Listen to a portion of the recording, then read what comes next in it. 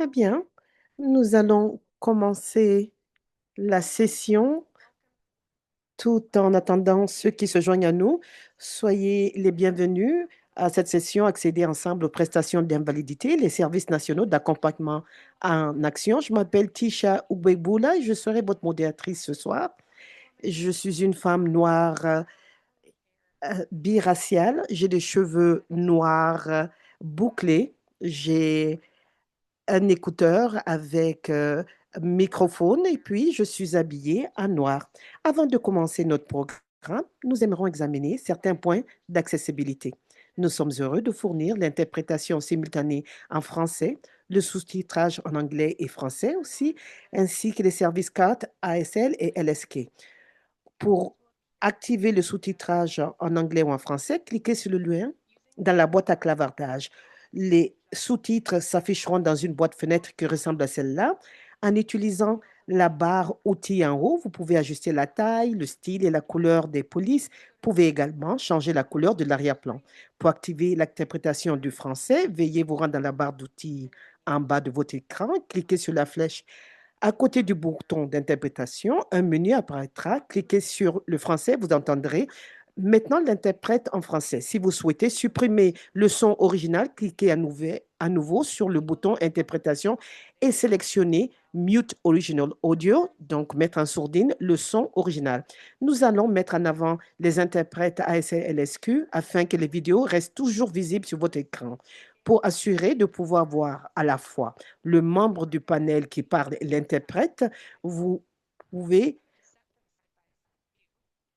sélectionner la vue côte à côte pour définir cette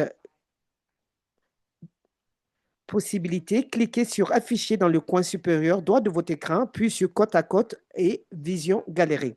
Il y aura un temps de questions-réponses à la fin du webinaire. Vous pourrez poser des questions en cliquant sur la fonctionnalité Q et A au bas de votre écran. Donc, la fonction de question. Ce webinaire est enregistré et sera disponible dans les semaines à venir. Euh, vous aurez donc accès à cette session par la suite.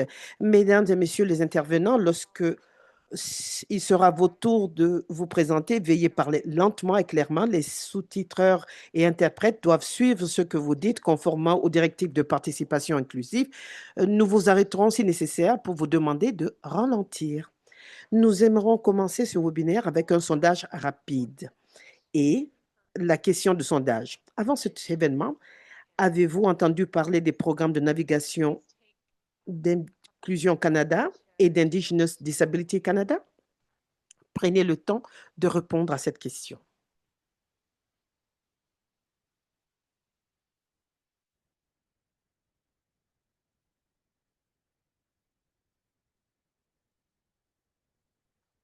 Merci beaucoup d'avoir voté. Il me fait grandement plaisir de vous présenter notre première intervenante, Julia McKitron, coordinatrice nationale Indigenous Disability Canada. À vous, Julia. Merci, Tisha, merci. Bonjour à tout le monde.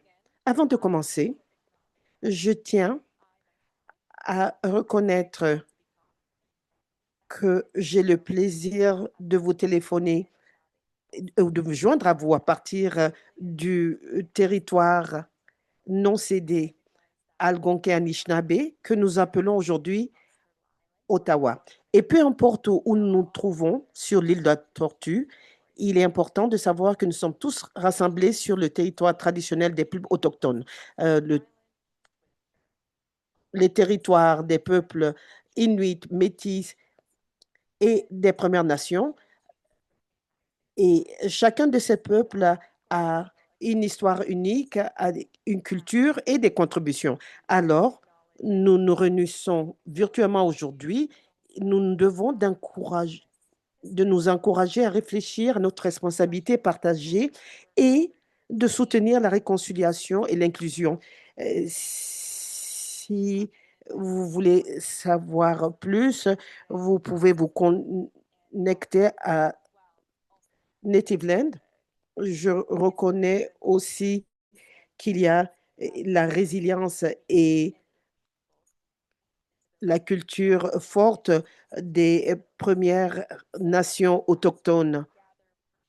Nous nous retrouvons ici virtuellement et au fil des semaines et des mois à venir, je vous encourage à penser à notre responsabilité, à maintenir les- l'inclusion et la diversité. Prochaine diapositive.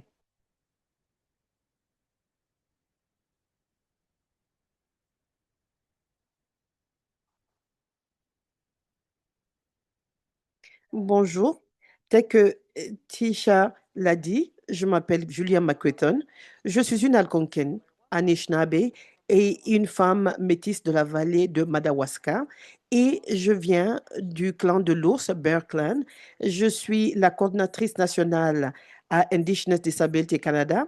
euh, et ce qui fait partie du réseau de Disability Society de la Colombie-Britannique. Et notre organisation est une organisation nationale primée et reconnue à l'échelle internationale qui se consacre aux personnes autochtones euh, en situation de handicap. Nous avons été créés en 1991 et depuis, nous offrons une variété de programmes et de services aux peuples autochtones aux personnes handicapées et à leurs familles un peu partout sur l'île de la Tortue. Nous travaillons en étroite collaboration avec les communautés autochtones de tout ordre pour veiller à ce que leurs besoins et leurs priorités soient reconnus et pris en compte. Ayant dit cela, je donne la parole à mon collègue Jeff Ferguson pour qu'il fasse le suivi. Merci, Julia. Bonjour, bon après-midi à chacun et à chacune. Et d'où est-ce que, peu importe d'où est-ce que vous vous joignez à nous, et nous sommes ici pour célébrer la Semaine internationale de l'accessibilité. Je m'appelle Jeff Ferguson. Je me joins à vous du territoire traditionnel des Mi'kmaq et des Woolston. Je suis un homme avec les cheveux gris. Et je porte une chemise bleue et j'ai en arrière-plan le logo d'Inclusion Canada en blanc. Inclusion Canada est une fédération de personnes en situation de handicap, d'alliés et de personnes qui visent à faire avancer le droit de personnes en situation de handicap. Inclusion Canada travaille à l'échelle nationale pour faire avancer les programmes et les législations en matière de justice, de droits de la personne, d'accès à un emploi inclusif, au logement et dans le domaine de la sécurité de revenus. Et nous avons aussi des programmes d'inclusion et d'accompagnement, ce qui fait le sujet de notre présentation aujourd'hui. Nous voulons nous assurer que les membres ont leurs droits au vu de la Charte des Nations Unies pour les personnes en situation de handicap. Et je donne la parole à Julia. Merci, Jeff. Très bien. Et pour une mise en contexte rapidement, au Canada, une personne autochtone sur trois vit en situation de handicap. Donc, nous voyons que le taux de personnes autochtones en situation de handicap représente 35% de la population. Notre organisation a été créée au vu du manque de services et de programmes d'appui pour les personnes autochtones et leurs familles. Et je dirais que quoi que nous soyons sur le terrain depuis 1991 et qu'il y ait eu beaucoup de progrès au fil de ces 35 années, malheureusement, beaucoup de personnes autochtones et beaucoup de membres de nos collectivités font face à des barrières qui sont complexes et à plusieurs niveaux. Nous parlons de l'impact du colonialisme, de la pauvreté, du racisme anti-autochtone, de la décriminalisation des personnes handicapées et des défis pour naviguer dans des systèmes qui sont parfois confus et difficiles d'accès. Et c'est là où nous avons le service national de navigation pour les autochtones, SN SNNI, qui est un programme national gratuit financé par le gouvernement fédéral et qui aide les peuples autochtones admissibles et leurs familles à accéder à une vaste gamme de prestations liées aux situations de handicap, donc tant dans les communautés autochtones que dans les communautés non autochtones. Nous fournissons des conseils à chaque étape du processus de demande de prestation, que ce soit pour une première demande, le renouvellement des prestations existantes ou une nouvelle demande après un refus. Et sur ce, je vous donne la parole, Jeff. Le programme d'accompagnement d'inclusion Canada est une prestation sans obstacle. Notre programme est à échelle nationale. Nous avons 5 accompagnateurs. Nous avons des services d'accompagnement de l'Ouest qui sont en Colombie-Britannique, en Alberta et au Saskatchewan. Et nous en avons aussi au Yukon et sur les territoires du Nord-Ouest. Et nous avons les accompagnateurs centraux qui couvrent l'Ontario et le Manitoba. Et nous avons des services au Québec qui couvrent la région du Québec et qui offrent les services en français hors Québec. Et nous avons aussi des accompagnateurs pour des personnes qui habitent au Nouveau-Brunswick, en Nouvelle-Écosse, sur l'île du Prince-Édouard, à Terre-Neuve et Labrador. C'est un service gratuit qui couvre pas simplement les personnes qui sont en situation de déficit intellectuel, mais pour toutes sortes de situations de handicap. Vous pouvez nous contacter par téléphone ou en ligne. Nous appuyons les familles ainsi que ceux qui les appuient dans les collectivités. Nos accompagnateurs travaillent avec vous du mieux qu'ils peuvent à la lumière de vos besoins, en tenant compte de votre langue et en surmontant le processus difficile du programme national. En bout de compte, c'est la personne qui est en charge et nous traitons les gens avec dignité et nous vous accompagnons tout au long du processus. Nous avons un portail aussi en ligne où vous pourrez avoir accès à une variété de services en langage clair et vous pourrez avoir accès aux différents programmes et services et la possibilité de vous aider. Aussi, merci beaucoup à vous, Julia. Merci, Jeff. Pourquoi est-ce que notre programme existe? Jeff et moi sommes d'accord que quand les gens peuvent avoir accès aux services auxquels ils ont besoin et auxquels ils ont droit, ils ont le potentiel de faire des changements importants dans leur vie. Cela peut améliorer leur qualité de vie, améliorer l'indépendance, réduire le stress financier et aide les membres à devenir plus actifs et être mieux engagés dans leur communauté. Malheureusement, de nombreuses personnes, et en particulier de nombreuses personnes autochtones en situation de handicap, ne reçoivent pas ces soutiens pour différentes raisons. Que ce soit parce que ces prestations ou ces programmes n'existent pas ou ils font face à des obstacles qui rendent leur accès difficile. Et aussi à la réalité des peuples autochtones qui peuvent vivre dans des collectivités reculées au nord où l'accès à l'Internet et à la technologie sont limitées et où il est difficile d'avoir de l'information sur les prestations. D'ailleurs, cette information n'arrive pas aux membres de la collectivité autochtone facilement et les gens ne savent même pas s'ils qualifient et les gens euh, tombent donc, sont laissés pour compte sans que cela ne soit voulu sciemment. Et aussi, euh, les gens dans les communautés autochtones veulent avoir accès à un service qui reflète leurs valeurs.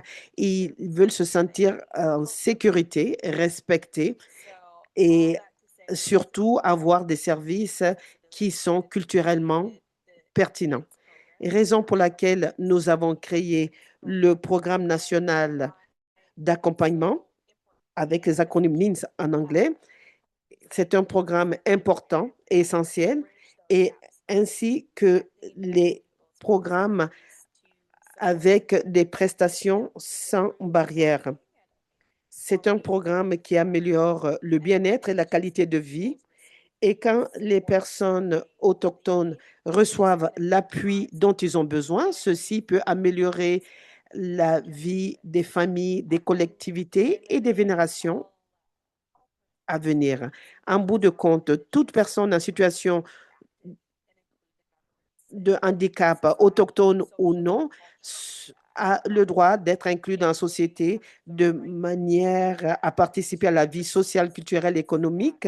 Et ils ont aussi le droit de recevoir les soutiens qui rendent cette inclusion possible. Et en parlant d'inclusion, notre relation avec Inclusion Canada et leur initiative Avantage sans obstacle est important pour nous, pour mais c'est aussi important pour tous les services que nous offrons en tant qu'organisme. Il est important que les organisations travaillent ensemble pour lever les barrières, pour que les gens puissent avoir accès aux services dont ils ont besoin sans tomber dans les mailles du filet. Merci, Julia. De notre perspective, à Inclusion Canada, nous avons entendu la rétraction de beaucoup de personnes et de beaucoup de familles qui font leurs demandes pour les prestations. Ils disent que c'est un processus difficile, complexe et difficile de comprendre. Pour cela, beaucoup de personnes en situation de handicap renoncent et les gens donc perdent l'accès aux prestations auxquelles ils ont droit. Et, et tout cela, encore une fois, dû au fait que le processus d'accès est trop complexe. Et pour cela, nous préconisons des changements aux normes d'éligibilité et à l'accès au programme. Nous visons un changement de politique, mais le gouvernement fédéral a bien vu que l'accès est compliqué et a répondu avec un financement sur 2 ans pour offrir 3 programmes d'assistance et d'accompagnement. Notre programme sans obstacle est financé par le gouvernement fédéral. Nous voulons ici rendre hommage à nos bailleurs de fonds, EDSC, et nous avons le ministère des Emplois et des Familles. Nous remercions le gouvernement de nous avoir donné cet appui tant nécessaire. À Inclusion Canada, nous avons commencé notre programme sans prestation, sans obstacle au mois d'août et nous avons un programme d'accompagnement qui sera disponible jusqu'au 31 mars 2027 de l'année prochaine. Nous avons eu 2300 personnes qui ont navigué ce programme. Historiquement, les personnes en situation de handicap font face à des barrières systémiques, ce qui limite leur capacité à profiter des programmes qui sont conçus pour eux. Beaucoup de personnes en situation de handicap vivent dans une pauvreté systémique et avoir accès aux prestations telles que la nouvelle prestation canadienne pour personnes en situation de handicap euh, reste toujours un système difficile à accéder. Et nous savons que les personnes en situation de handicap doivent pouvoir y accéder facilement. Les accompagnateurs aident à surmonter les obstacles auxquels les personnes peu desservies font face, dû à la difficulté, encore une fois, d'accès. Les accompagnateurs aident à comprendre les programmes et services disponibles.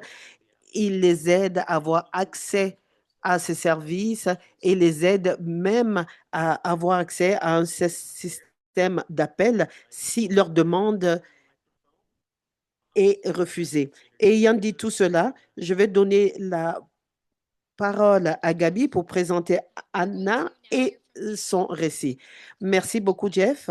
Nous allons entendre parler de Anna, qui est une cliente qui va nous parler de son expérience pour accéder au crédit d'impôt et va nous parler de son expérience avant et après.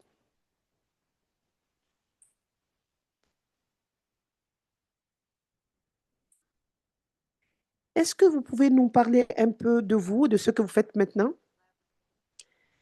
Je viens du Labrador, j'habite à Saint John's. La maison me manque beaucoup. Ça me manque d'être dans mon hors-bord, de cueillir des baies et juste d'être au bord de l'eau. Je trouve ça très, très apaisant. J'aime être dans la nature. Je vis avec de l'anxiété et plus précisément un TOC, de l'anxiété sociale, des problèmes de sensibilité, ainsi qu'un trouble alimentaire et toutes sortes de choses qui se combinent en une seule. C'est presque la même chose. C'est comme différentes branches d'un arbre ou quelque chose comme ça. Je vis donc avec tout ça. Question, avant de vous connecter à un accompagnateur, quelle a été votre expérience pour essayer d'accéder aux prestations d'invalidité et au soutien?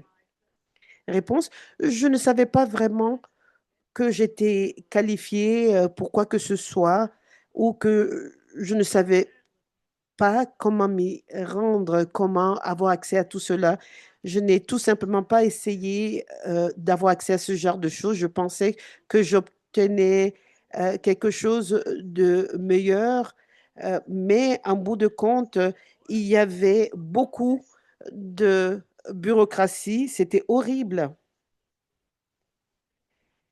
Et pour cela, j'avais des longs insomnies souvent et je refaisais le processus pour m'assurer que tout était parfait. Et en bout de compte, on me disait que c'était toujours pas bon. Et cela était une source de stress et c'est pas quelque chose que tout le monde peut faire. Question, peux-tu me parler un peu de la première fois que tu as demandé le crédit d'impôt pour personnes handicapées? Réponse, c'était difficile et du coup, j'étais survoltée. Et j'étais assez surprise qu'on ne m'ait pas accepté. C'était pas la première fois que j'avais fait la demande. Ma mère voulait avoir des nouvelles. Je n'ai pas pu lui parler pendant 2 semaines. Il a fallu que j'en parle à ma tante. Et quand je lui ai parlé, je lui ai parlé aussi du va-et-vient dans la démarche. Comment est-ce que tu as entendu parler du service d'appui, d'accompagnement? Mais je faisais partie d'un groupe de personnes qui avaient de l'expérience dans l'insécurité alimentaire et j'ai entendu parler du programme. Et est-ce que c'était, je crois que c'était autour d'un webinaire. J'ai entendu parler d'organisations qui aidaient les gens et je vous ai contacté.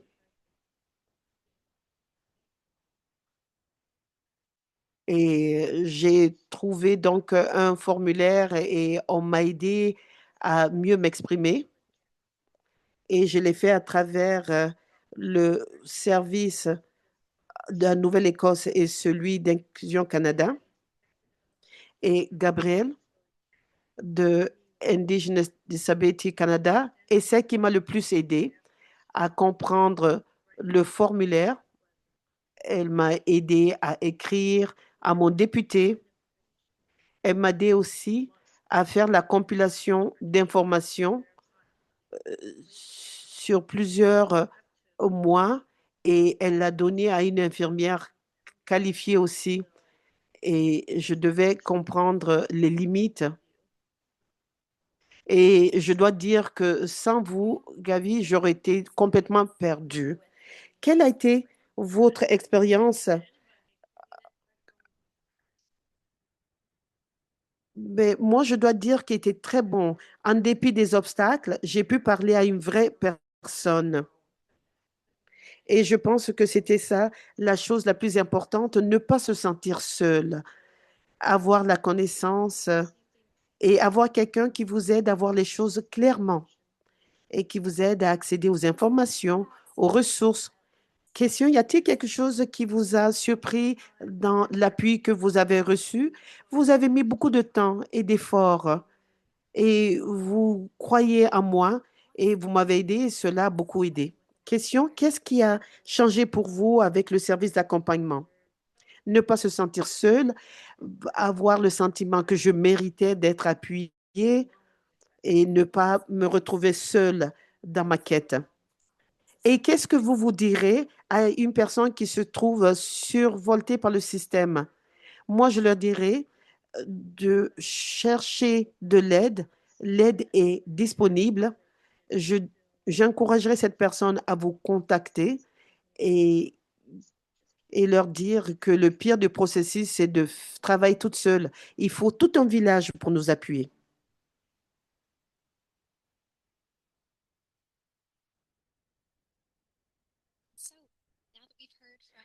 Alors, maintenant que nous avons entendu la rétroaction de Anna, qu'est-ce que nous faisons en tant qu'accompagnateur?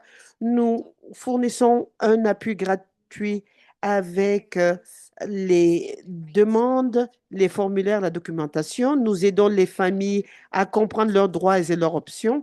Nous les mettons en lien avec d'autres sources communautaires si cela est nécessaire. Nous guidons les gens tout au long du processus et nous les accompagnons dans les demandes, les appels, si cela est nécessaire. Je vais donner la parole à Adrienne pour qu'elle nous parle des aspects spécifiques du programme. Merci, Gabi.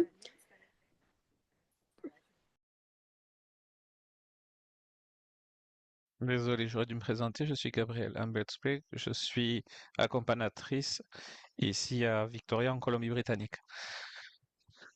Donc, ça bénéficie aux accompagnateurs. On fournit du soutien pour les demandes, les formulaires et la documentation.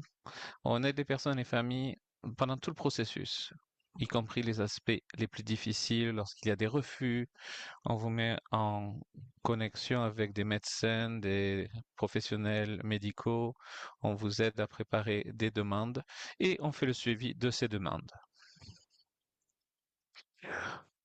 On aide les personnes et les familles à comprendre les différentes prestations auxquelles ils ont droit. Lorsque c'est nécessaire, nous recommandons des ressources externes lorsque nous ne pouvons pas fournir le service qu'un client, euh, dont un client a besoin. Nous pensons qu'il est nécessaire de rencontrer les gens là où ils sont. Ça veut dire contacter des membres de la famille pour des perspectives différentes, travailler avec des programmes de soutien communautaire, utiliser un grand éventail de moyens de communication avec des textos, des courriels, des rencontres en personne. Les prestataires, les accompagnateurs font aussi le suivi de données. On essaie de voir ce qui est nécessaire, l'expérience des clients.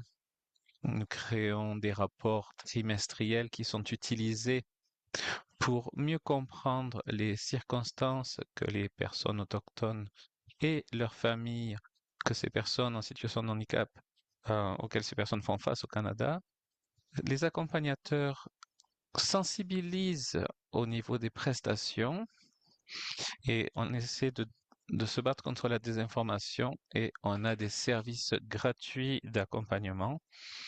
On fait ça par médias sociaux, en contact direct avec des services communautaires, des affiches et de l'éducation en ligne aussi.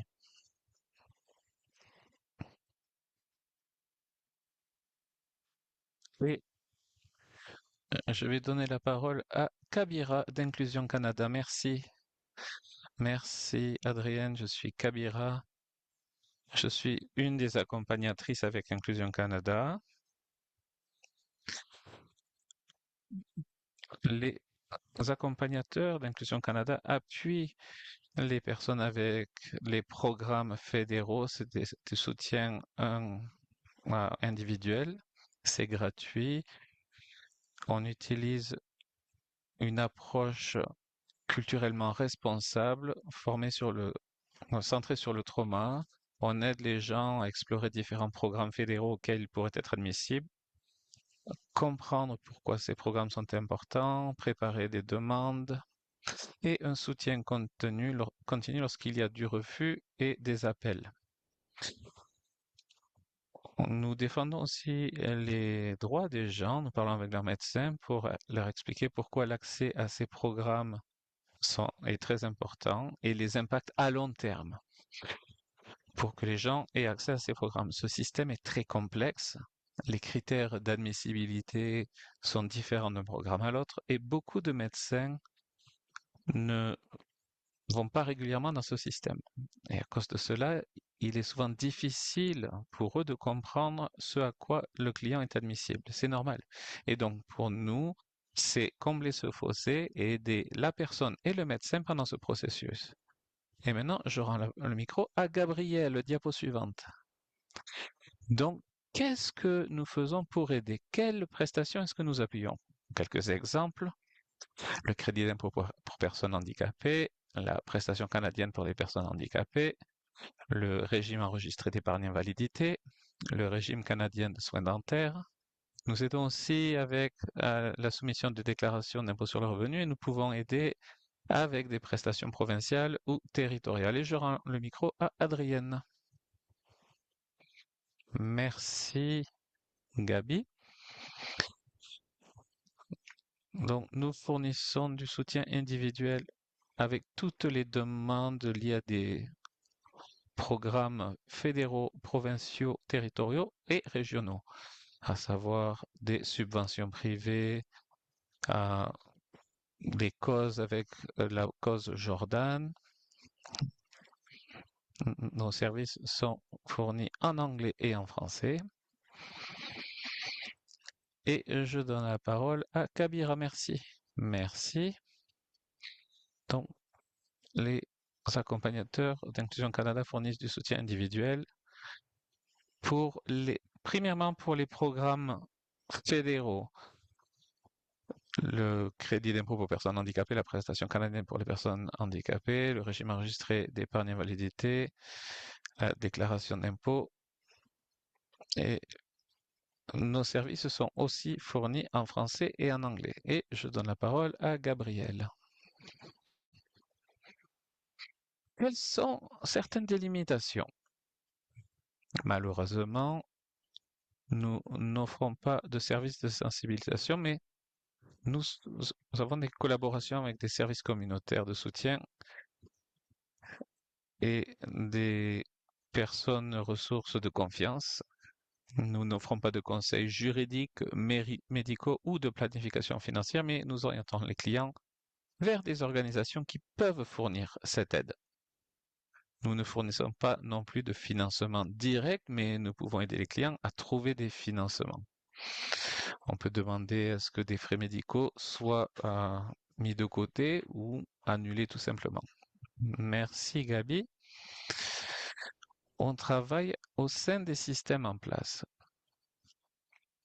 Nous mettons l'accent sur les relations, pas seulement avec les clients et leurs familles, mais aussi avec les agences, les organisations qui fournissent ces prestations. Ces accompagnateurs ont des relations avec des agences gouvernementales et d'autres intervenants. Il y a des limitations,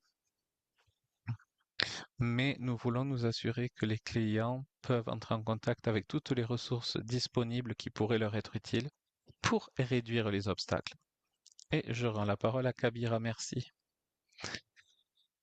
Inclusion Canada et son programme d'accompagnateur se concentrent à aider les gens à avoir accès aux programmes fédéraux, mais nous ne pouvons pas fournir de soutien pour des programmes provinciaux ou territoriaux.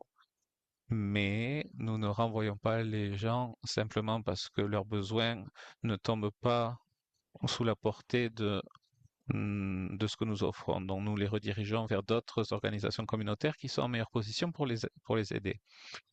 Ces renvois font partie intégrante de notre approche parce que ça permet de réduire le fardeau sur les personnes qui sont déjà au milieu de ces systèmes complexes. Demander à des gens de répéter constamment leur expérience, leur histoire, c'est pas vraiment la bonne approche. Et donc, nous essayons de faciliter tout cela. Et je rends la parole à Gabriel. Qui peut avoir accès à un accompagnateur des prestations? Ils sont accessibles à toute personne au Canada, quel que soit le lieu de résidence ou le handicap. Les accompagnateurs aident les gens par téléphone, en ligne ou en personne. Indigenous Disability Canada a des accompagnateurs qui peuvent être joints par téléphone, en ligne ou en personne, ou à nos bureaux à Victoria en Colombie-Britannique et à Ottawa en Ontario. Inclusion Canada a 5 accompagnateurs régionaux pour les régions Atlantique, Québec, région du centre, de l'ouest et du nord. Ces programmes vont être financés jusqu'au 31 mars 2027.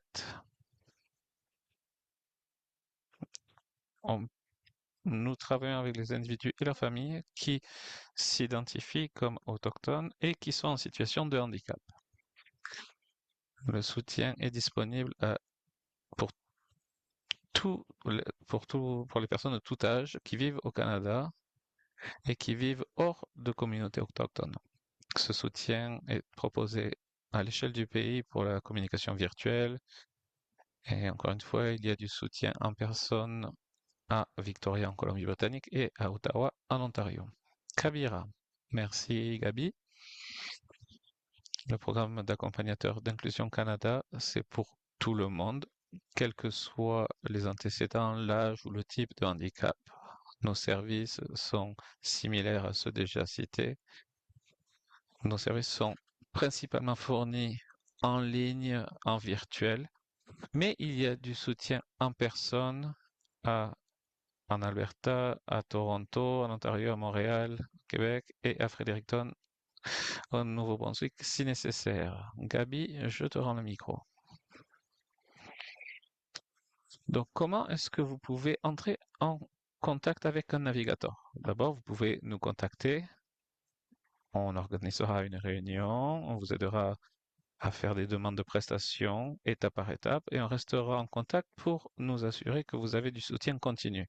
Vous pouvez contacter Indigenous Disability Canada et les services d'accompagnateur par courriel ninsadmin à commercial bcands.bc.ca, numéro de téléphone 250 381 7303 ou le site web www.bcands.bc.ca. Vous pouvez aussi communiquer avec les accompagnateurs d'Inclusion Canada sur le site web www.inclusioncanada.ca et vous pouvez aller à la page des accompagnateurs. Vous pouvez aussi composer le 1 855 661 96 11. Donc, pour parler de la manière dont nous acceptons de nouveaux clients, on a des gens qui s'autoréfèrent, on a des renvois d'organisations, d'amis, de famille.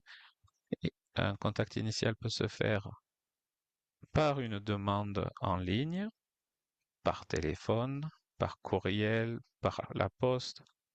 Nous acceptons aussi les gens qui viennent directement dans nos bureaux à Victoria et à Ottawa. Une fois qu'il y a eu le premier contact, nous contacterons la personne dans les 3 jours ouvrables suivants pour nous assurer que tous les renseignements sont en place. Le processus, c'est 3 formulaires standards qui comprennent des renseignements personnels et des formulaires de consentement. Tout ceci peut être fait de manière électronique, en personne, dans nos 2 bureaux, par téléphone ou lors d'une réunion en virtuel, ou fait à la main et renvoyé par la poste, par télécopieur ou par courriel. Si nécessaire, nous pouvons fournir une enveloppe où notre adresse est déjà là-dessus et le timbre est déjà apposé. Pour s'assurer que le client ne fait pas face à des obstacles lorsqu'ils ont accès à nos services, nous travaillons avec des amis, de la famille, des services de soutien communautaire locaux, des bureaux de bande et des centres de ressources. Ce processus d'admission est euh, culturellement approprié, avec le trauma au cœur de ce processus, est individualisé. Dès qu'on a reçu la demande, un client est mis en contact avec un accompagnateur dans les 24 heures suivantes et ils vont commencer à discuter collaborativement des étapes suivantes. Et tout ce travail se fait, c'est le client qui mène ce travail. Et Kabira, je vous rends la parole. Merci Gabi. Inclusion Canada, comme je l'ai mentionné, a 5 accompagnateurs qui appuient les gens partout au pays. Nous acceptons les gens qui se proposent eux-mêmes, les gens qui sont renvoyés par la famille, les amis, des organisations. Euh, la L'admission se fait très rapidement. Lorsque nous recevons un appel pour demander du soutien, nous contactons la personne dans la semaine qui suit pour la première prise de contact. Merci.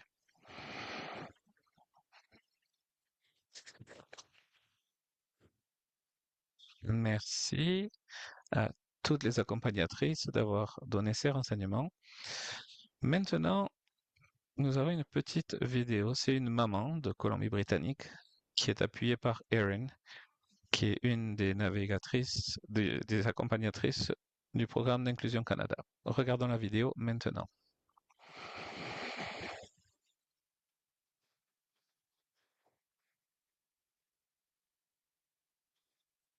Bonjour Cheryl, merci de prendre le temps de vous joindre à nous ce soir. D'abord, je veux vraiment vous remercier pour votre ouverture et votre générosité d'avoir raconté votre histoire familiale. Merci, c'est un plaisir et un honneur d'être ici. Je m'appelle Cheryl Huba et je suis de la région de Vancouver en Colombie-Britannique. J'ai 2 enfants, tous les deux sont adolescents et ils sont tous les deux sur le spectre de l'autisme. Et ce sont des diagnostics tardifs. Qu'est-ce qui vous a amené à demander d'abord des choses comme le crédit d'impôt pour personnes handicapées, la prestation pour enfants handicapés, puis éventuellement le régime enregistré d'épargne invalidité?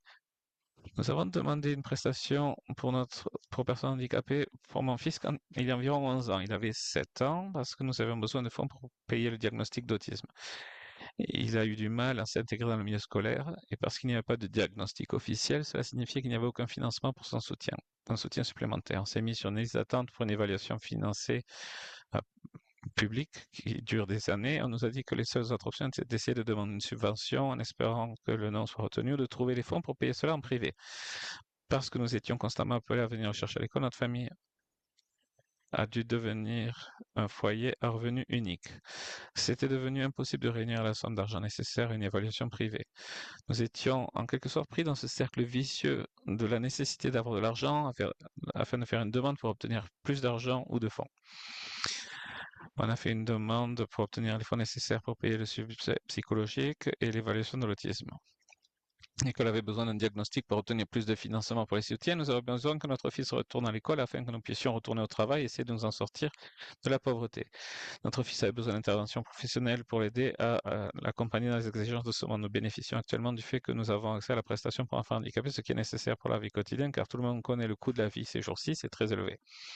On a l'impression qu'année après année, avec des familles comme la nôtre, cela devient de plus en plus difficile et irréalisable. J'ai entendu un commentaire, c'est généralement accepté que lorsque vous êtes en situation de handicap, le coût de la vie est environ 30% plus élevé que pour une personne qui n'est pas en situation de handicap. Et ça, c'est vrai pour nous, c'est sûr. En général, il n'y a pas de place dans la vie pour les extras. Donc, quand on a ces prestations supplémentaires chaque mois, c'est très utile de pouvoir faire ces choses supplémentaires. Les enfants essaient si fort chaque jour de s'intégrer dans la société. Et ce qui peut sembler un si petit défi insignifiant pour nous, pour être une montagne insurmontable pour eux, des choses comme avoir besoin d'aliments spécifiques ou avoir des sensibilités vestimentaires, ce sont des coûts supplémentaires. Aller dans des zones de halte accueillant amusantes qui font des frais d'accès ou même aller à un rendez-vous avec une crème glacée pour se connecter après une journée vraiment difficile, tout cela serait considéré comme supplémentaire, ne serait pas couvert par les programmes de financement provinciaux ou notre budget familial. Nous avons dû couvrir ces dépenses de notre propre poche, c'est là que le supplément mensuel entre vraiment en jeu. Nous sommes reconnaissants pour le régime enregistré d'épargne invalidité en restant des généreuses subventions gouvernementales qui sont en place. Cela les aidera vraiment financièrement pendant leurs vieux jours. J'aimerais connaître votre expérience pour ce qui est d'essayer d'accéder à des prestations ou à des décisions du gouvernement avant de communiquer avec un accompagnateur. J'aurais aimé commencer plus tôt, mais il n'y a pas de manuel d'utilisation pour ce genre de choses. Personne n'a vraiment connaissance de ce type de programme jusqu'à ce qu'il s'aventure dans ce monde-là. Tous les renseignements que j'ai eus étaient accablants, que c'était difficile de s'y retrouver parce que c'est lié au gouvernement, et cela m'a intimidé. Je me souviens avoir été nerveuse à l'idée de le faire correctement. Mon cerveau était toujours en mode survie parce que j'avais besoin des enfants. Parce que les enfants me prenaient tout mon temps et toute mon énergie. J'avais peur de commencer, des choses comme les formulaires de candidature, la recherche fondamentale, essayer de comprendre ce qui est disponible pour la famille comme la nôtre. J'avais tout simplement pas le temps ni l'espace mental. J'avais besoin d'un défenseur, d'un guide comme Inclusion Canada. Donc, quand on a euh, fait les premières étapes de demande, on avait un travailleur clé par l'intermédiaire du Centre local de développement de l'enfant. Elle a mentionné que nous pourrions obtenir certains avantages pour pouvoir aider notre fils à obtenir les thérapies dont il avait besoin pour réussir dans la vie. Ce qui est formidable, mais ça nous a fallu beaucoup de temps pour le faire au mieux de nos capacités. C'était très traumatisant de devoir revivre les pires jours et d'écrire à ce sujet. Ça seul, ça a probablement pris le plus de temps pour nous. En fin de compte, je dirais qu'il a fallu presque 2 ans avant que nous puissions dire que c'était terminé et soumis, ce qui est beaucoup trop long à mon avis. Quant à ma fille, elle a 2 ans de moins que mon fils. Je n'ai toujours pas fait faire la sienne. J'essaie d'y arriver depuis 4 ans maintenant, et c'est finalement pour ça que j'ai contacté Inclusion Canada. Est-ce que vous pourriez nous dire quelle a été votre expérience de travail avec un accompagnateur d'Inclusion Canada? Dès le départ, l'expérience a été assez surprenante. J'ai pris contact par courriel et dans les 24 heures qui ont suivi, j'ai reçu une réponse et ce n'était pas une liste de contrôle ou un autre formulaire à remplir pour obtenir des services. C'était une vraie personne qui me contactait. J'étais tellement reconnaissante d'avoir un humain qui comprenait qu'il faut beaucoup pour tendre la main et demander de l'aide. Et que recevoir une réponse immédiatement, ça veut dire que ce n'est pas une autre chose qui reste en veilleuse à faire plus tard à un autre moment. Ça ne sera pas oublié. C'était une chose présente que nous allions gérer ensemble. Quand j'ai pris contact avec l'accompagnatrice, sa gentillesse, sa compassion, j'ai ressenti ça dès le début par l'envoi de son courriel me faisant simplement savoir qu'elle était là. On a créé un calendrier pour passer ensemble à travers la paperasse, travailler avec mon emploi du temps. C'était très accommodant. Et quel que soit le jour, on ne sait jamais quelles urgences ou crises familiales vont arriver. Ils ont été très flexibles avec moi et je suis tellement reconnaissante. Quel genre de choses l'accompagnatrice a-t-elle aidé à faire? Elle a contacté et coordonné nos emplois du temps pour qu'on puisse passer quelques séances à décomposer le formulaire de demande en éléments plus petits et plus faciles à gérer. Je pense que c'est parce qu'ils étaient compatissants, ils ont compris que c'était une chose difficile à faire, de pouvoir parler du pire jour de son enfant, surtout avec un étranger. Ils ont été tellement gentils dans leur écoute parce que votre histoire et celle de quelqu'un d'autre sont complètement différentes. Ils ont dactylographié le formulaire pour moi, ils m'ont demandé la permission de le faire. C'était vraiment merveilleux. J'ai tout simplement pas les mots pour décrire, pour écrire dans le document. Et la personne qui travaille avec Inclusion Canada a ces mots. Je peux lui faire confiance parce qu'elle fait ça régulièrement. Ça m'a donné un sentiment de paix. En plus de ce sentiment de paix, y a-t-il eu un impact sur votre niveau de stress global pendant ce processus?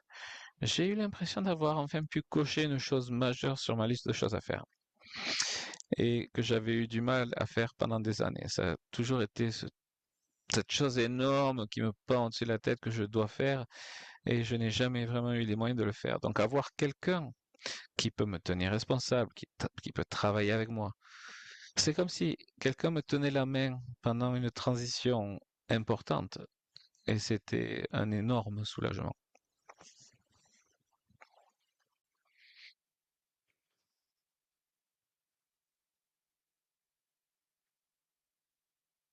Merci à Cheryl de nous avoir raconté son histoire ce soir.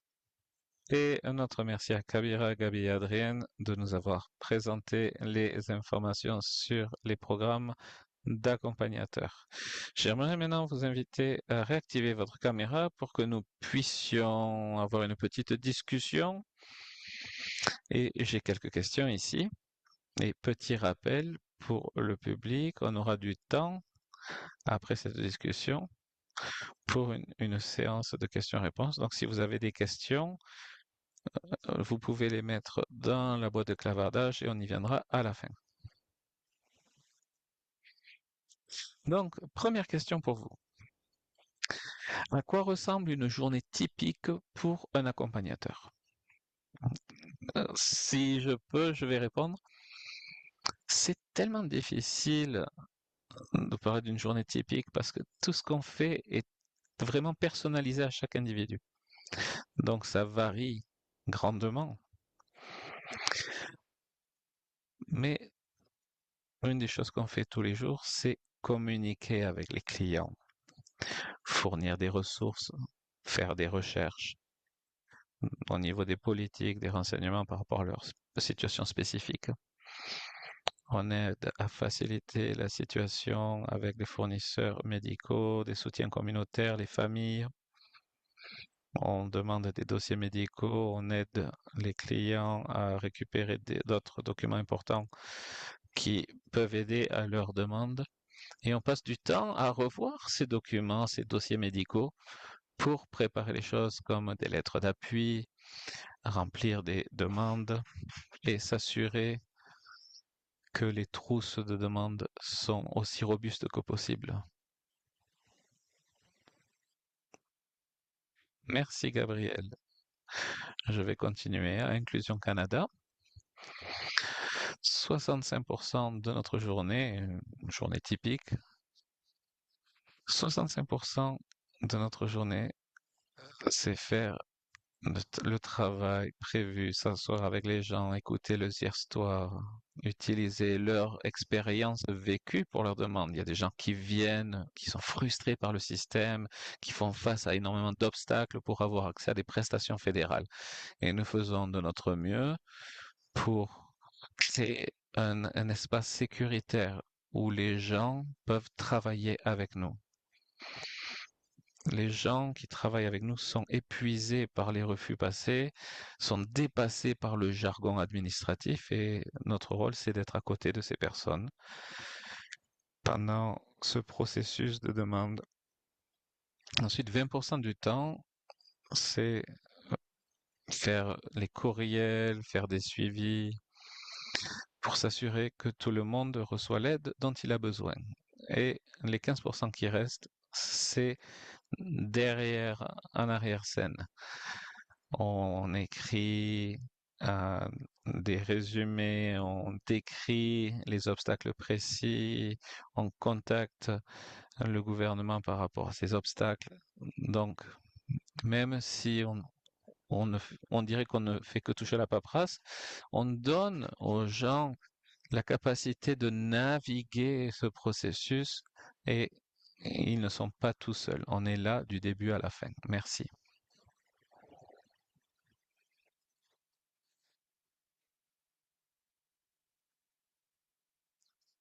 Adrienne, je ne sais pas si tu as quelque chose à ajouter. Oui, absolument. Pour ajouter à ce qu'a dit Gabi, ça dépend vraiment des jours. Chaque jour est très différent parce que chaque client a des besoins uniques. Mais c'est beaucoup de communication avec les clients. C'est beaucoup d'administration, de paperasse, préparer des lettres de soutien, remplir les demandes, récupérer des documents qui pourront appuyer ce processus. Merci. C'est vraiment intéressant d'avoir un petit aperçu de ce qui se passe au quotidien et de démystifier le processus un petit peu.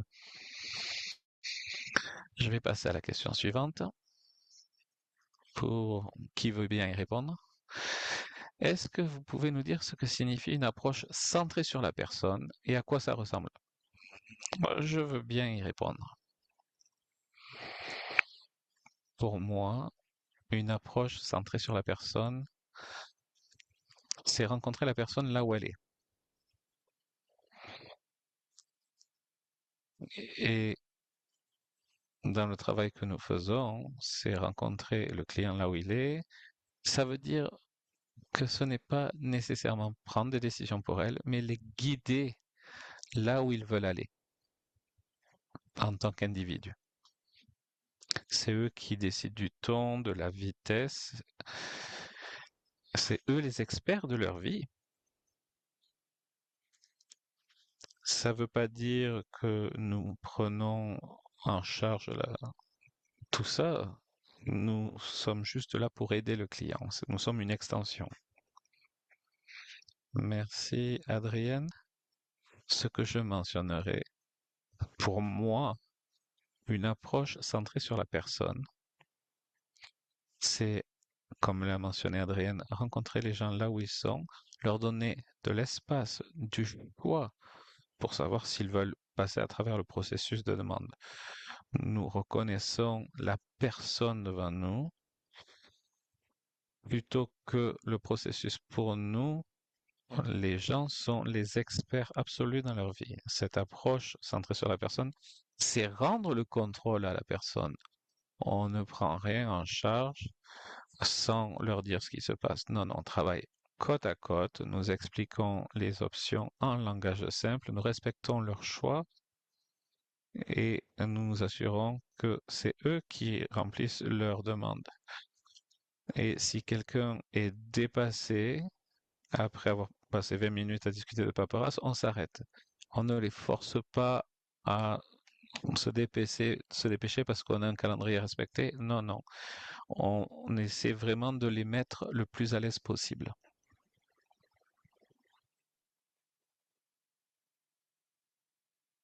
Pas beaucoup de choses à ajouter. Vous avez fait un très bon travail pour répondre à la question.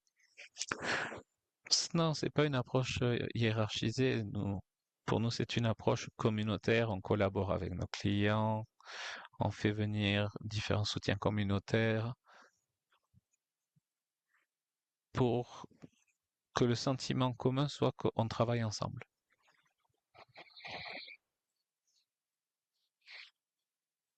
Merci, on dirait que c'est vraiment un des éléments essentiels de ces programmes d'accompagnement. C'est un processus complexe et c'est important d'avoir quelqu'un qui met la personne au centre. La question suivante, c'est sans partager d'informations personnelles, pouvez-vous expliquer comment vous pouvez changer votre approche pour répondre aux besoins des gens et en particulier pour être plus sensible à la culture?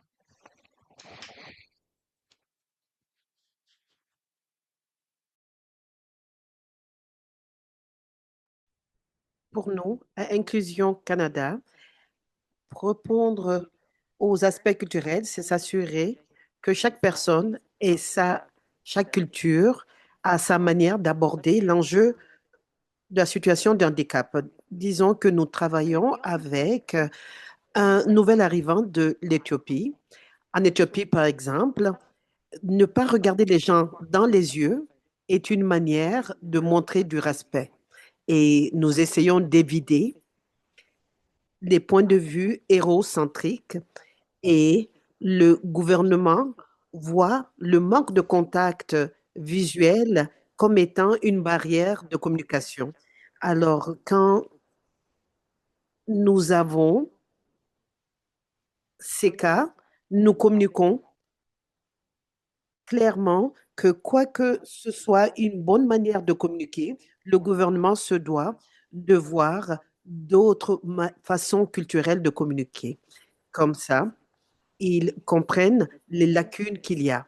C'est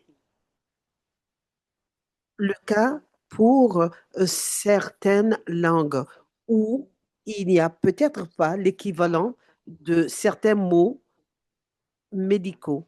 Et il y a parfois différentes manières de parler du handicap. Et nous faisons tout cela pour qu'ils puissent avoir une demande forte. Et voilà ce que moi j'entends par une approche qui est respectueuse de la culture. Merci, Kabera. Moi, je voudrais aussi ajouter une chose à ce que Gabi a dit aussi et répondre à la réalité culturelle d'une personne, c'est tenir compte de l'interaction et faire ce que l'on voit comme étant utile. Parce que parfois, ce qui l'est pour nous pourrait être différent pour une personne qui vient d'une autre culture et mettre en avant ses propres idées ou notre façon de voir les choses et mettre tout cela de côté serait retrouver les autres là où leur culture commence. Oui, absolument. Moi, je peux dire que pour toutes les trois, une importante facette de notre travail est renforcer des relations, comprendre la réalité de la vie de nos clients et répondre à leurs besoins pour qu'ils soient à l'aise, pour qu'ils soient appuyés. Et à Indigenous Disability Canada, nous tenons compte des réalités de la colonisation au Canada qui a mené à la méfiance face aux représentants du gouvernement ou face au système médical. Nous tenons compte de tout cela en travaillant avec les gens pour que ces personnes se sentent à l'aise et qu'elles ne fassent pas face à des obstacles. C'est très bien. Ce côté est très intéressant dans le programme d'accompagnement. L'autre question que j'ai pour vous, quelle est l'idée fausse que les gens se font souvent de ce qui constitue un handicap?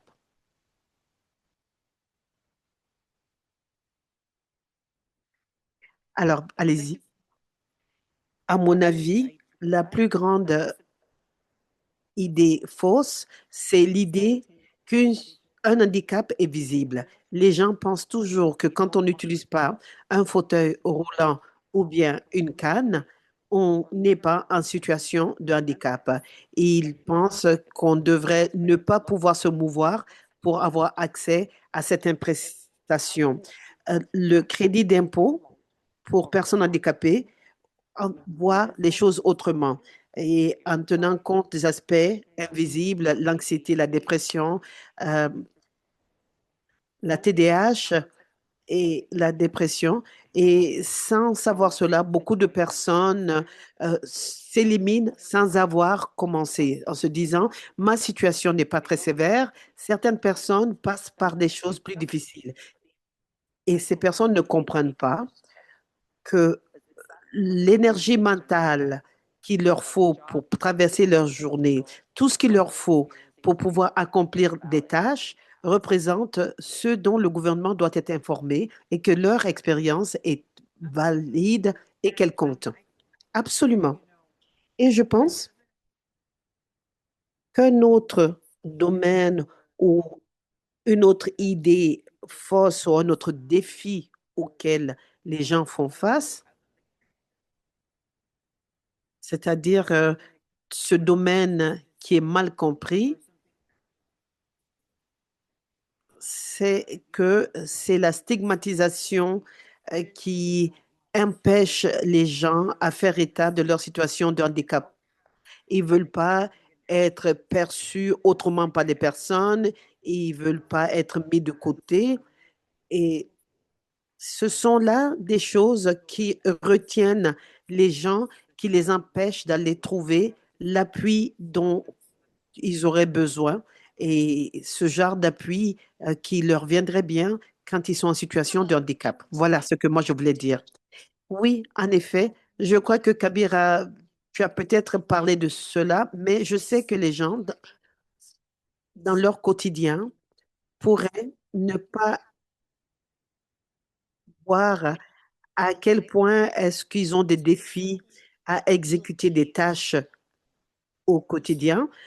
Un exemple serait une jeune personne à laquelle on dirait, as-tu du mal à faire un budget, à payer ton loyer, à t'assurer que tu payes euh, tes factures à temps? Et la personne dit, non, pas du tout. Et la maman intervient et dit, mais voyons, moi j'ai accès à ton compte bancaire, moi je paye tes factures et puis tu loues euh, chez moi et c'est moi donc qui retire l'argent de ton compte.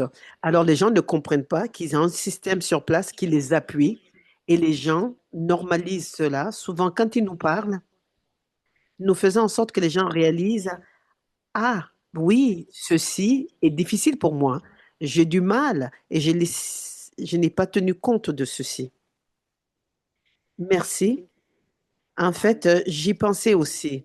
Je travaillais avec une personne et plus on parlait, plus on se rendait compte que le vécu de cette personne représentait un handicap et c'était vraiment pas le genre d'expérience qu'on voudrait avoir. Oui, mais c'est vrai, c'est bien une fausse idée que les gens ont.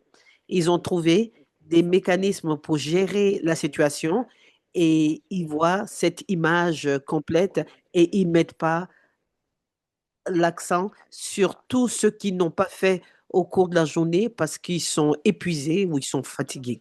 Merci beaucoup d'avoir soulevé cela, Gabriel. Merci à vous trois. C'est vrai que c'est un scénario commun pour beaucoup de personnes. La question qui suit, c'est pourquoi certaines personnes passent-elles entre les mailles du filet alors que techniquement des systèmes existent pour les soutenir? Moi, je pense qu'en partie, cela est dû aux préjugés par rapport à notre conception de la situation de handicap. Les gens trouvent qu'ils ne sont pas assez handicapés ou on n'accepte pas leurs demandes parce qu'on a l'impression qu'ils n'ont pas besoin de beaucoup d'appui. Il y a des personnes aussi qui euh, sont dissuadées parce qu'ils veulent éviter la stigmatisation. Ils ne veulent pas être perçus comme étant une personne en situation de handicap. Et il faudrait que les gens sachent qu'ils sont éligibles et qu'ils soient à l'aise pour accéder à ces appuis. Merci beaucoup, Gabriel. Euh, Tu viens d'aborder un aspect très important qui est les préjugés que les gens ont. Moi, je vais prendre une approche plutôt structurelle. Je pense que les gens tombent dans les mailles du filet parce que les gens pensent que les démarches sont assez difficiles, elles sont éclatées, plutôt que de voir qu'il y a un lien entre différentes instances. On va prendre le lien entre le programme fédéral et provincial. Il n'y a souvent pas de lien. On peut être approuvé pour une prestation euh,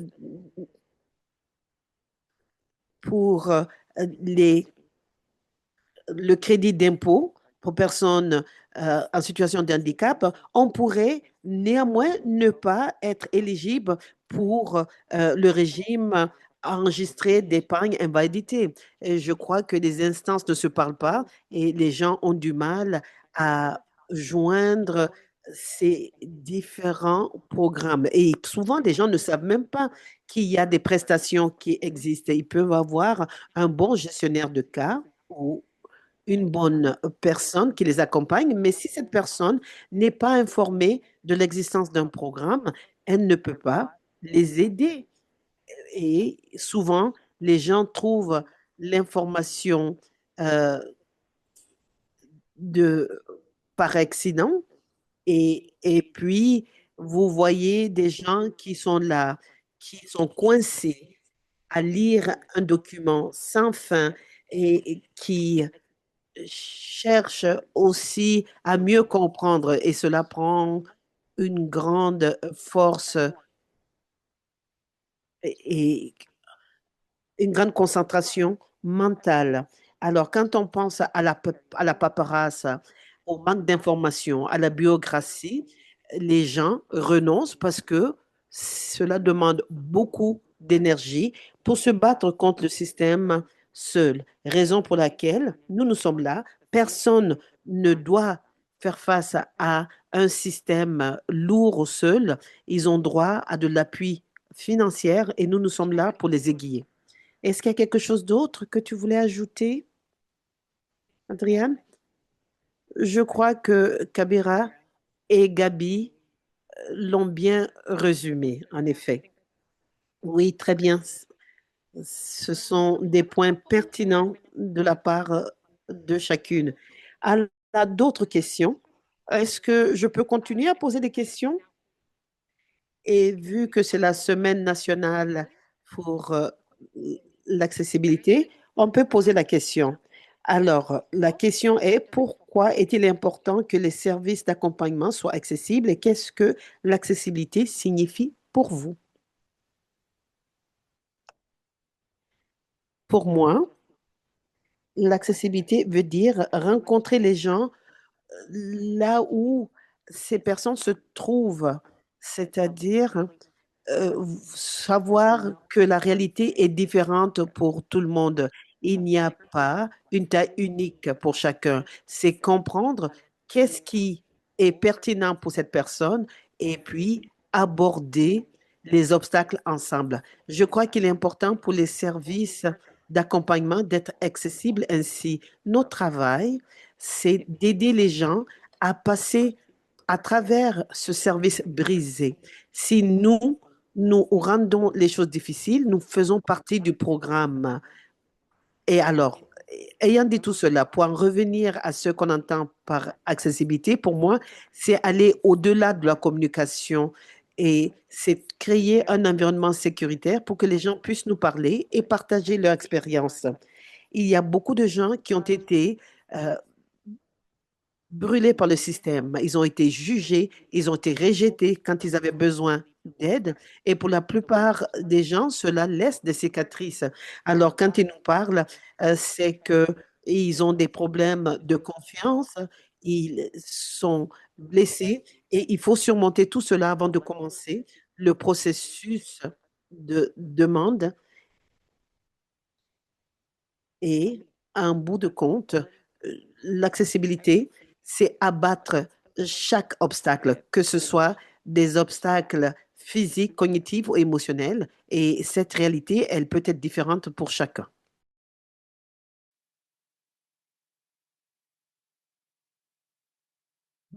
Merveilleux. Est-ce que quelqu'un d'autre a quelque chose à ajouter? Kabira, c'était fantastique. Pour moi, l'accessibilité, c'est la flexibilité. On n'essaie pas d'avoir un moule unique pour tout le monde. C'est pas on fait un, 2, 3 et ensuite suivant. Non, non. C'est faire un casse-tête avec chaque dossier. Voir ce qui va ensemble, ce qui est le plus logique pour le client. Et je pense que le fait que notre programme soit accessible est très important. Sinon, nous n'allons pas toucher les populations les plus vulnérables qui ont besoin du plus de soutien. Absolument. Merci beaucoup, quelle belle discussion. Ça nous permet d'avoir un petit aperçu de ces programmes d'accompagnement. On a parlé d'un système qui est brisé et nos organisations travaillent pour régler le système, mais c'est bien de savoir que avec le système que nous avons, on a des programmes d'accompagnement comme vous proposez. C'est merveilleux. Merci à toutes d'avoir participé à cette discussion. Avant de passer aux questions qu'on a du public, on a un autre sondage pour tout le monde. Après avoir participé à ce webinaire, pensez-vous qu'un accompagnateur pourrait vous être utile, à vous, à un membre de votre famille ou aux personnes que vous soutenez? Donc prenez quelques instants pour voter et ensuite on passera à la période de questions-réponses.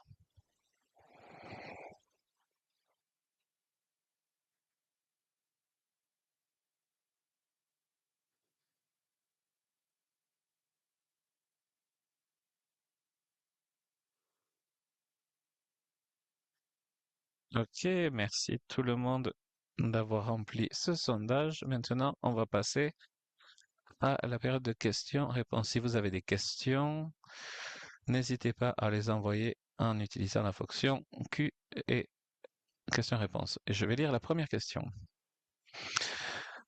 On a une question de Declan. Je pense qu'il y a deux questions. On va commencer par la première.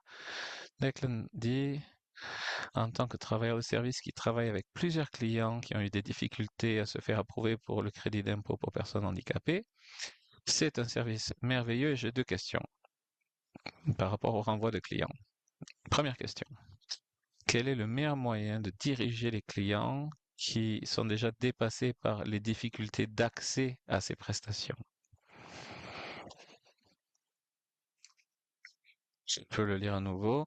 Quel est le meilleur moyen de diriger les gens qui pourraient déjà être dépassés par les difficultés à avoir accès à ces prestations? Je pense que c'est difficile parce que c'est tellement centré sur les personnes. S'ils ont une bonne relation avec vous, on adorerait travailler avec vous et créer cette relation ensemble. Donc, on pourrait se rencontrer en personne, avoir une réunion sur Zoom, juste se rencontrer. En fait, ce qui fonctionne le mieux pour vous et pour la personne que vous appuyez. Si la personne ne veut pas faire ça, on fournit beaucoup de soutien pour pouvoir faire tout le travail d'admission dans notre programme. On aimerait aussi vous contacter. Vous pouvez nous envoyer une demande de service avec quelques renseignements sur votre client ou on peut vous rencontrer pour avoir ce soutien en personne pour aider à remplir les formulaires d'admission.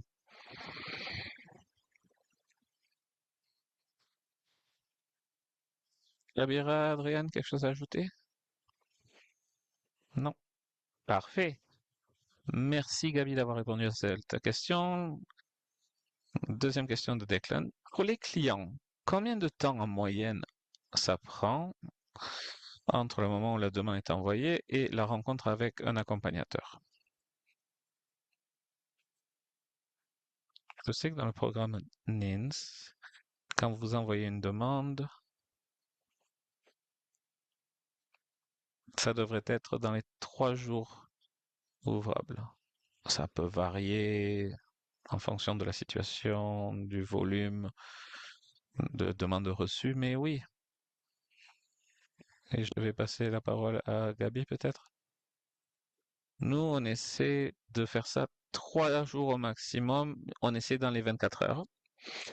Et si c'est une situation plus urgente, on fait un triage et on s'assure de les contacter immédiatement.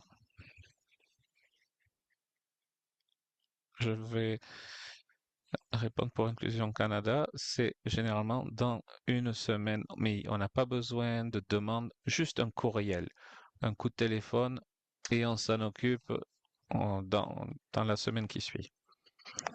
Très bonne question, Declan. Merci beaucoup et merci d'avoir répondu à cela. Une autre question, c'est une question commentaire, mais on pourrait en discuter, c'est de Lane. Est-ce qu'il y a un programme pour travailler directement avec les médecins? Parce que je pense que les médecins de famille ne comprennent pas bien ce qu'est un handicap. La dynamique de pouvoir fait que c'est très difficile lorsque les médecins vous disent que vous n'êtes pas suffisamment handicapé. Donc, si on peut avoir une petite discussion au niveau des défis que vous pouvez rencontrer au niveau de la défense des droits et des médecins. Je vais répondre à cette question. Ce que j'ai remarqué, j'ai parlé à beaucoup de médecins, je comprends qu'il y a cette dynamique de pouvoir, ce déséquilibre. Ce que nous faisons, c'est qu'il n'y a pas d'organisation spécifique qui fait ça, mais moi, j'ai une approche où je vais envoyer une lettre au médecin en expliquant le processus, les critères d'admissibilité. Je lui propose du temps pour me parler s'il veut en savoir plus sur les conditions selon lesquelles leurs clients seraient admissibles à un programme. Et la très grande majorité du temps, ça fonctionne très bien. Sabira, c'est très similaire à ce que nous faisons. Nous essayons de travailler avec les médecins en disant nous sommes ici pour aider le client, mais nous sommes aussi ici pour vous aider parce que le processus de demande est difficile pour tout le monde. Une autre chose que nous faisons, c'est que nous proposons des séances d'information aux fournisseurs de soins médicaux, aux services communautaires qui sont intéressés. Ça peut être par rapport à des demandes spécifiques ou comment obtenir de l'aide.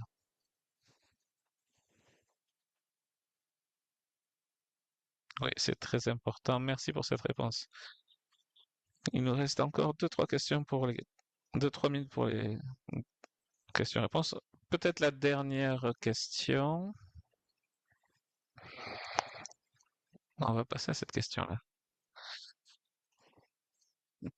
Est-ce qu'il y a une chose que vous aimeriez que le gouvernement comprenne par rapport au système d'accompagnement? Je vais répondre encore une fois. Il y a une chose que j'aimerais que le gouvernement sache, c'est à quel point le soutien d'accompagnement change la donne. Quand le gouvernement crée ce programme, ils essaient d'aider les gens, mais très souvent, ils ne comprennent pas qu'il y a la, la connexion humaine entre une politique écriture du papier et la personne dans sa vraie vie. Donc, nous, on décompose les étapes et on s'assure que les gens se sentent complètement appuyés pendant tout le processus.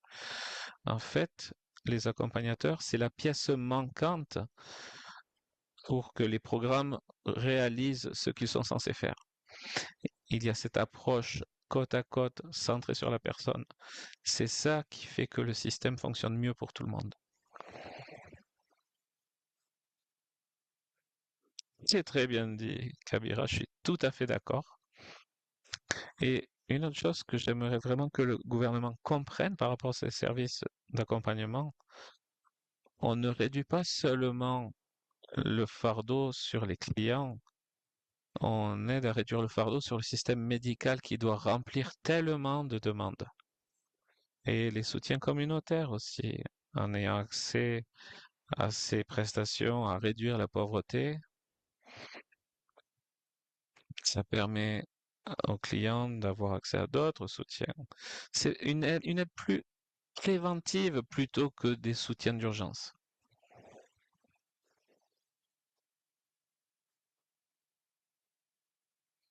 C'est bien, merci beaucoup. On est pile à l'heure, malheureusement, c'est tout le temps que nous avons pour les questions-réponses. J'aimerais remercier tous les intervenants aujourd'hui pour vos contributions. Ça a été un plaisir de vous entendre et merci à tout le monde dans le webinaire, à toutes les personnes qui ont posé des questions et qui étaient là pour euh, écouter. Tous les renseignements, toutes les coordonnées sont dans le sondage. Vous allez aussi les recevoir par courriel. N'hésitez surtout pas à nous contacter si vous avez des questions.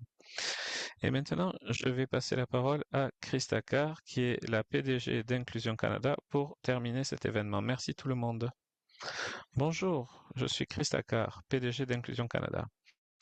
Merci de participer au webinaire de ce soir sur les programmes nationaux d'accompagnement. Nous avons eu le plaisir d'offrir ce webinaire pendant la Semaine nationale de l'accessibilité au Canada. J'ai apprécié regarder ce soir avec vous tous et j'ai apprécié d'avoir des nouvelles de ceux que notre programme a aidé. Comme vous l'avez entendu aujourd'hui, les prestations fédérales peuvent ouvrir la voie à une meilleure sécurité financière et une meilleure qualité de vie. Mais l'accès à ces prestations est compliqué, stressant et accablant pour de nombreuses familles et personnes. Entendre ces expériences vécues nous confirme à quel point il est important d'avoir des services d'accompagnement qui peuvent accompagner les gens et les guider dans ces programmes complexes. En tant qu'organisation nationale de personnes en situation de handicap, nous sommes fiers d'offrir ce soutien gratuit. Non seulement nous éliminons les obstacles à l'accès aux prestations, mais nous travaillons aussi en coulisses pour plaider en faveur d'amélioration de ces programmes. Je veux aussi remercier le gouvernement fédéral d'avoir fourni des fonds à nos organisations ainsi qu'à plusieurs autres pour pouvoir fournir ce service dont nous avons tant besoin. Il est évident pour nous que ce type de soutien doit continuer. Après le webinaire d'aujourd'hui, vous recevrez un sondage de satisfaction. Veuillez prendre quelques minutes pour le remplir. Cette information nous aidera à démontrer aux bailleurs de fonds pourquoi les programmes d'accompagnement sont essentiels à notre communauté. Ce sondage contient aussi les coordonnées des 2 programmes d'accompagnement dont vous avez entendu parler aujourd'hui. Merci de vous être joints à nous et bonne Semaine nationale de l'accessibilité.